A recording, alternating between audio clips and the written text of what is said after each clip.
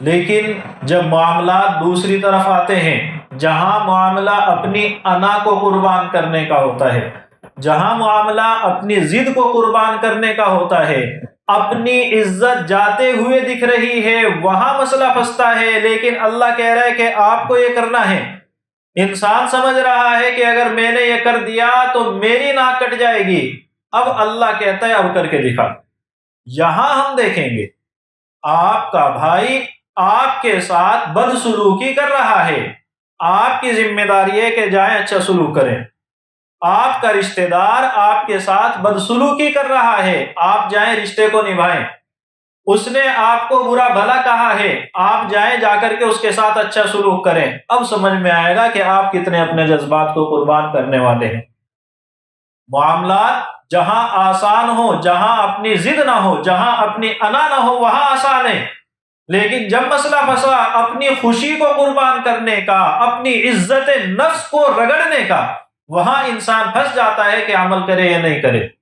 اس نے تو مجھے ایسے کہا تھا، میں کیوں اس کے پاس جاؤں؟ اسے چاہیے کہ میرے گھر پہ آئے، اسے چاہیے کہ پہلے معافی مانگے۔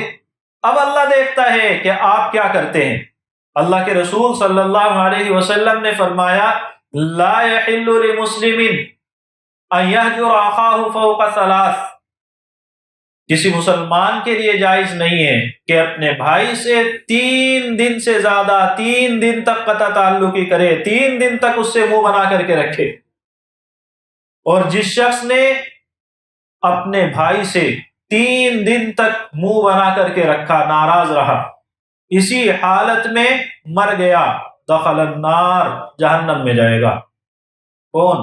جس نے اپنے رشتوں کو بچانے کی کوشش نہیں کی، جس نے اپنے تعلقات کو خود اپنے ہاتھوں سے اجاڑ دیا ہے، وہ شخص۔ اللہ کے رسول نے فرمایا ایک روایت میں لا يدخل الجنت قاطع، رشتوں کی پرواہ نہ کرنے والا، 2 روپے کے لیے بھائی بھائی سے جھگڑنے والا، 2 روپے کے لیے اپنے باپ کی عزت پر ہاتھ ڈالنے والا، 2-4 پیسے کے خاطر اپنے چچا، اپنی خالہ، اپنی پھوپھی کے ساتھ، اپنی بہنوں کے ساتھ بدسلوکیاں کرنے والا، اس امید میں نہ رہے کہ جنت بہت سستی ہے، تو یہاں اتنی سی خواہشوں کی خاطر، اتنے ذرے کی خاطر رشتوں کو ٹھکرائے گا، اور اللہ تجھے کہے گا آجا میرے بندے جنت میں چلے جا۔ اتنا آسان نہیں ہے۔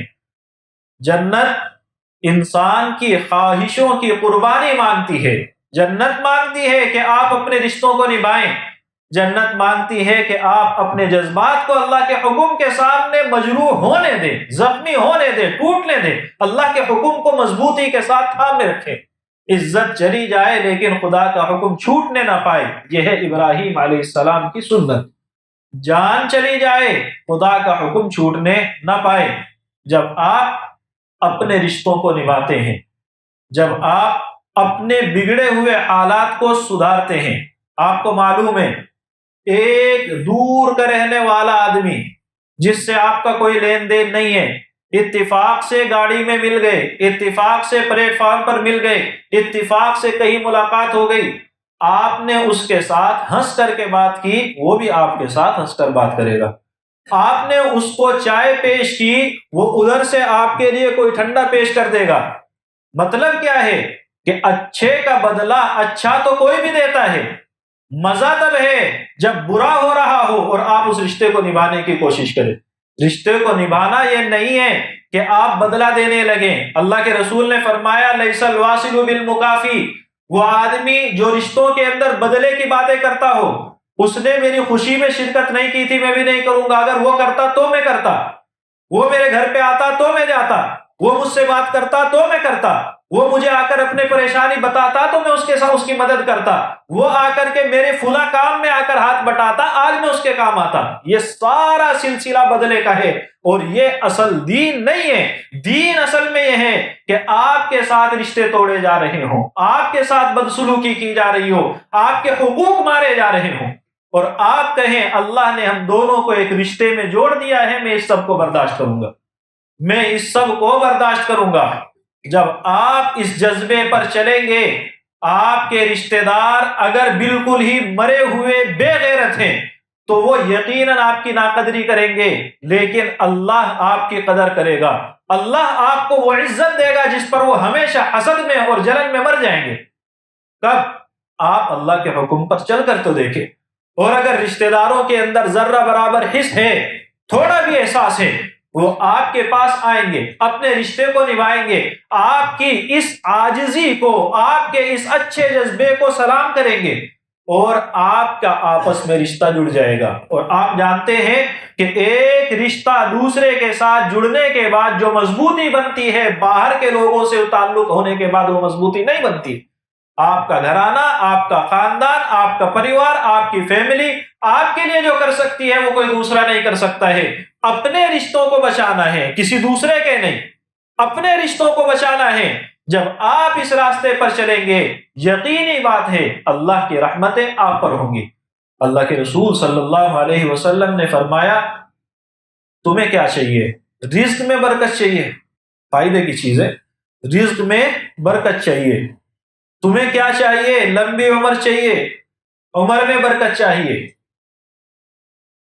تو کیا کرنا ہے؟ جو شخص یہ چاہتا ہے ان یبسط لہ فی رزقہ وینسأ لہ فی اثرہ، دو چیزوں کی تمنا ہے، میرا رزق بڑھ جائے، مال آ جائے، میرے پاس میں جائیداد اور پراپرٹی بن جائے، میرے پاس چیزوں کی کمی نہ رہے، اور میری عمر کے اندر برکت ہو، میری عمر بڑھ جائے، اور اس عمر سے میں کوئی اچھے کام کر گزروں۔ کرنا کیا ہے؟ فَلْيَصِلْ رَحِمَهُ، اپنے رشتوں کو نبھاؤ، اپنے رشتوں کو نبھاؤ۔ اور رشتوں کو نبھانا وہ جو بھی بتایا، بدلہ لینا نہیں ہے، بدلہ دینا نہیں ہے، رشتوں کو نبھانا ہے کہ آپ کے ساتھ بدسلوکی کی جائے آپ اچھا سلوک کریں، آپ کے ساتھ برا کیا جائے آپ اچھے ڈھنگ سے پیش آئیں۔ آپ یہ کوشش کریں جب تک مجھ سے ہوگا میں برداشت کروں گا۔ آپ کتنے بھی بہترین انسان ہو جائیں، کتنے بھی اچھے انسان ہو جائیں، اللہ کے رسول صلی اللہ علیہ وسلم سے بہترین نہیں ہیں۔ آپ کتنے بھی اللہ کے قریب چلے جائیں، اللہ کے رسول اپنے خدا سے جتنے قریب تھے آپ اس سے زیادہ نہیں ہیں۔ آپ کتنے بھی عزت والے بن جائیں، اللہ کے رسول کو جو عزت آج تک دنیا میں ملی ہے، ابھی بھی موجود ہے، وہ عزت آپ کو کبھی نہیں مل سکتی۔ اور آپ کا رشتہ دار کتنا بھی برا ہو جائے، وہ آپ کو اپنا شہر چھوڑنے پر مجبور نہیں کرتا ہے۔ مکے کے لوگوں نے اللہ کے رسول کے ساتھ ایسا سلوک کیا ہے کہ آپ مکے سے مدینہ تشریف لے گئے۔ مکے کے لوگوں نے آپ کے ساتھ وہ برتاؤ کیا ہے کہ راستے چلتے ہوئے پریشان کیا ہے، آپ کی باتوں پر تانے دیے ہیں، آپ کے سروں پر پتھر مارے ہیں، ان سارے حالات سے آپ گزرے ہیں۔ اللہ کے رسول پر ایمان لانے والوں کو کیسے کیسے ستایا ہے، تپتے ہوئے انگاروں پر تڑپتے ہوئے چھوڑ دیا۔ حضرت خباب ابن الارت کی زندگی دیکھیں، کوئلے جلا کر کے، سلگا کر کے اس پر ان کو لٹایا جا رہا ہے، اور ان کے کمر کے گوشت سے وہ آگ بجھتی ہے۔ حضرت بلال رضی اللہ عنہ کے گلے میں پھندا ڈال کر گھسیٹتے ہیں۔ اللہ کے رسول صلی اللہ علیہ وسلم کے محبوب چچا حضرت حمزہ رضی اللہ عنہ کے ساتھ بدترین سلوک کیا جاتا ہے، ایک ہاتھ الگ، دوسرا الگ، ایک پیر الگ، دوسرا الگ، یہاں تک کہ کلیجہ نکال کر کے رکھ دیا ہے۔ یہ سارے جرائم کرنے کے بعد حضرت وحشی آتے ہیں، یا رسول اللہ میں آپ پر ایمان لاتا ہوں۔ آپ اور میں ہوتے اس وقت موقع کا فائدہ اٹھاتے۔ اللہ کے رسول نے کہا ٹھیک ہے، مجھے قبول ہے، منظور ہے، بس اتنا بھلا کر دینا کہ میرے سامنے مت آنا۔ اس لیے نہیں مجھے تمہارے اوپر غصہ ہے، اس لیے کہ جب میں تمہیں دیکھتا ہوں، چونکہ تمہیں نے حضرت حمزہ کے ساتھ وہ سلوک کیا ہوا ہے، تو تمہیں دیکھتا ہوں تو مجھے حضرت حمزہ یاد آتے ہیں اور تکلیف ہوتی ہے۔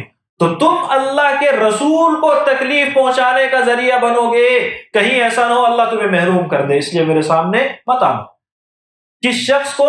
اپنے سگے چچا کے ایسے وحشت ناک قتل کرنے والے کو۔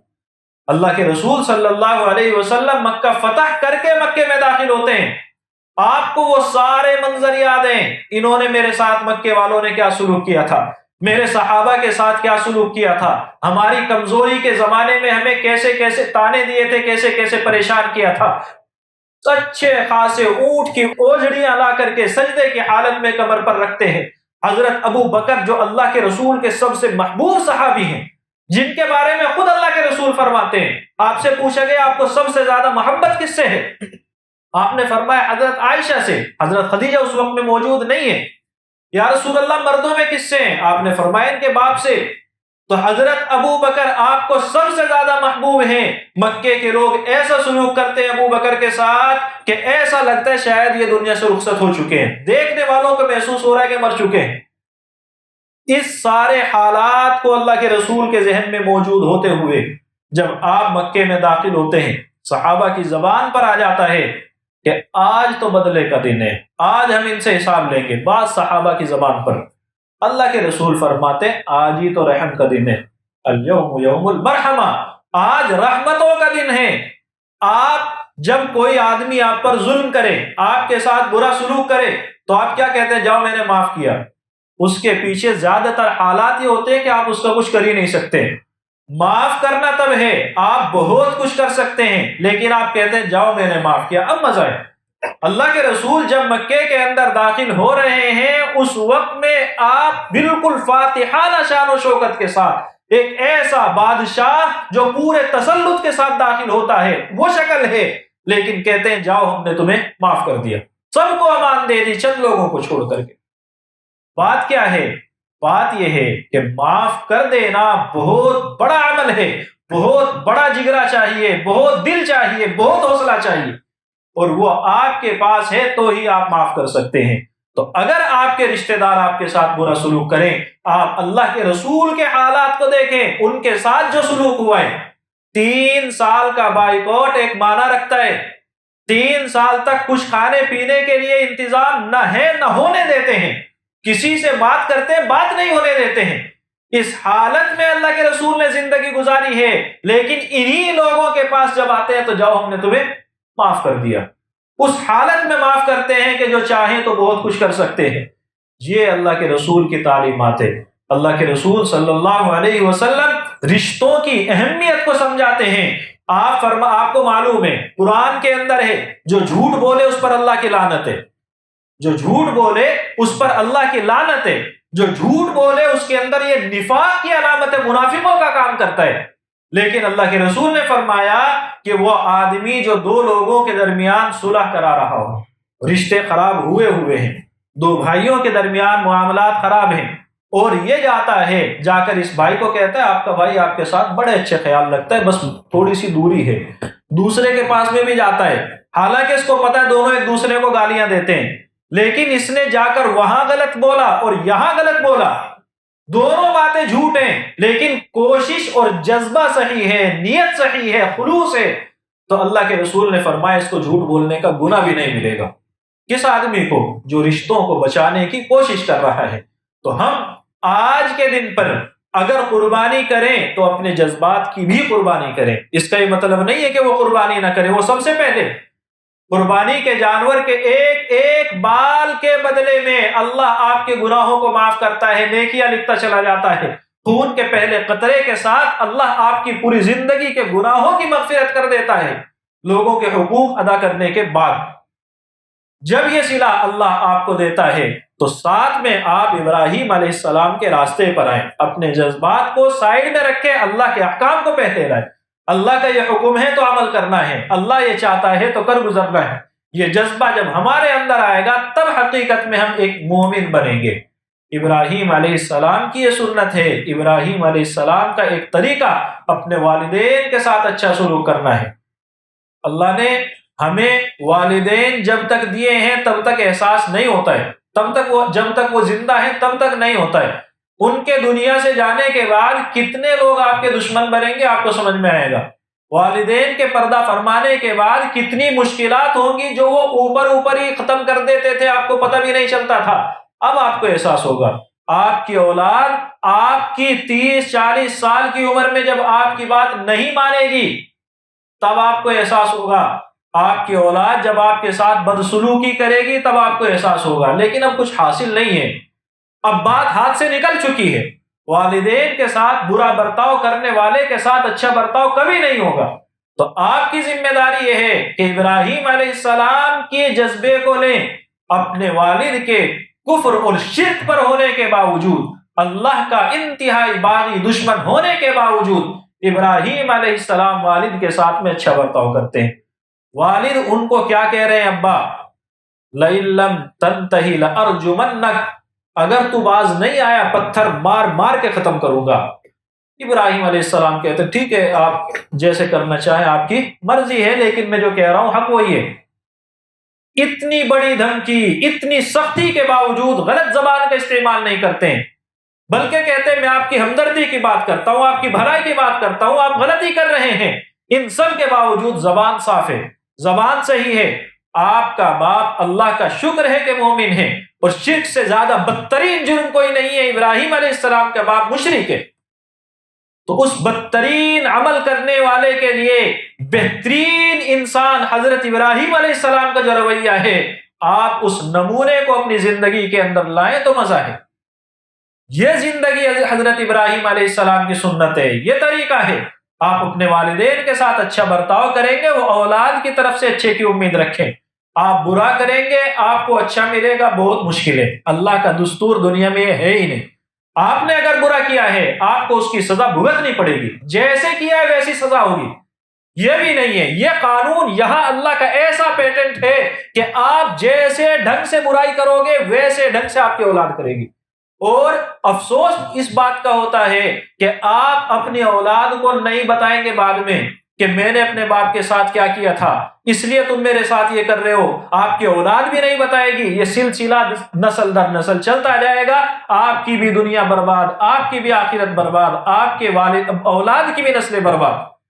تو اس لیے اپنے رشتوں کو بچانے کی کوشش کریں، رشتوں کو نبھانے کی کوشش کریں، اور اپنے اعمال کو بہتر کرنے کی کوشش کریں، اپنے والدین کے ساتھ اچھا برتاؤ کرنے کی کوشش کریں۔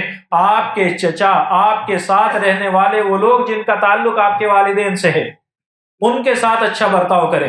حضرت عبداللہ ابن عمر رضی اللہ عنہ ایک دفعہ سفر میں جا رہے ہیں، ایک آدمی سے ملاقات ہوئی، راستے میں جب اس کو دیکھا رکے، ملنے کے بعد آپ نے اچھے ڈھنگ سے بڑے عزت احترام سے برتاؤ کیا، اس سے آگے بڑھ کر کے اپنا امامہ پیش کیا، پگڑی جو سر پر ہوتی تھی وہ ان کو گفٹ کر دی، جس سواری پر سوار تھے وہ سواری گفٹ کر دی، دو بڑی چیزیں جو ضرورت کی سفر میں ہیں دونوں دے دی، اور دینے کے بعد اس کو اچھے ڈھنگ سے رخصت کیا۔ جو لوگ عبداللہ ابن عمر رضی اللہ عنہ کے ساتھ میں ہیں، انہوں نے دیکھا کہ حضرت یہ سادہ آدمی تھا، اس کو آپ میٹھی بات کر لیتے یہ خوش ہو جاتا، تو انہوں نے کہا کہ یہ آدمی میرے ابا حضرت عمر کا دوست تھا، اور میں نے اللہ کے رسول صلی اللہ علیہ وسلم کو سنا ہے کہ انسان کی سب سے بہترین نیکی یہ ہے کہ وہ اپنے والدین کے بعد ان کے ملنے والوں سے اچھا برتاؤ کرے۔ والدین نہیں ہے تو جن لوگوں کا والدین سے تعلق تھا ان لوگوں سے اچھا برتاؤ کرے گا آدمی، یہ سب سے بہترین نیکی ہے۔ اور اس کا انجام کیا ہے کہ اپنی سب سے زیادہ ضرورت کی چیز جو سفر میں ضروری ہے وہ سواری حضرت عبداللہ ابن عمر رضی اللہ عنہ اس شخص کو دیتے ہیں۔ تو ہمارے لیے سبق یہ ہے کہ ہم اپنے معاملات کو بہتر کریں، اپنے رشتوں کو بہتر کریں، اپنی انا کو قربان کر دیں، اپنی مشکلات کو آپ اللہ کے حوالے کریں، اللہ کے احکام کو اپنا لیں، اللہ مشکلات سنبھال لے گا، اور اللہ جب آپ کا معاون اور مددگار ہوگا آپ کے لیے چیزیں آسان ہو جائیں گی۔ خیر، یہ چند باتیں تھیں جو ابھی سب جمع ہیں، اس مناسبت سے عرض کر دی۔